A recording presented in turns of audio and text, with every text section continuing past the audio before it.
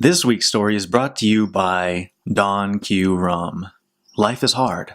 Make it sweeter. Life is hard. Make it sweeter.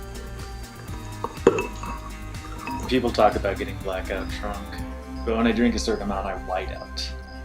And within that crystal clarity of intoxication, I do some beautiful things. I'll wake up in the morning with some interesting notes and sometimes drawings. I think of these as little gifts from my enlightened, intoxicated self to my mortal morning after self. Like, oh, what do we have here? A drawing of Meryl Streep and Jim Morrison? Thank you, Whiteout. I open Evernote sometimes to discover that I have cast some poems in full. Thank you, Whiteout. I was always well behaved as a child. Maybe just frightened is more accurate, but either way it didn't cause much trouble. This has given me a mixed legacy into my early adulthood. I haven't really done anything bad, but that's because I really haven't done anything at all.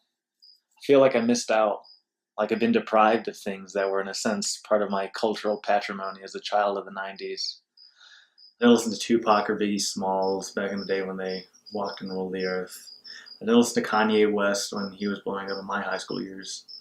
And Slayer, Metal Militia, and Metallica and all those other bands that look like they worship the devil. Well, I stayed the hell away from those. I guess I didn't really develop my musical taste because I was afraid I would like the wrong thing. And now, in what feels like a long-belated adolescent rebellion, I'm trying to taste everything. But even in my vices, I am really quite moderate. I like my music, but I don't play it too loud. I like weed, but not all the time. And yes, I like rum. So what do I do when I drink? When I'm not wrestling Tom or Cord, I stay in my room and write out 100 plots on the infinite scroll of my whiteboard. My lights are low and indirect, and I like it that way.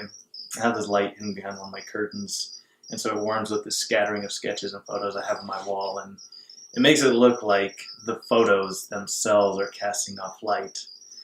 And I keep my window open as I write, and the occasional moth flits in around my board in front of my mix of calligraphy and other less fancy scribbles that compose the manifesto of my life.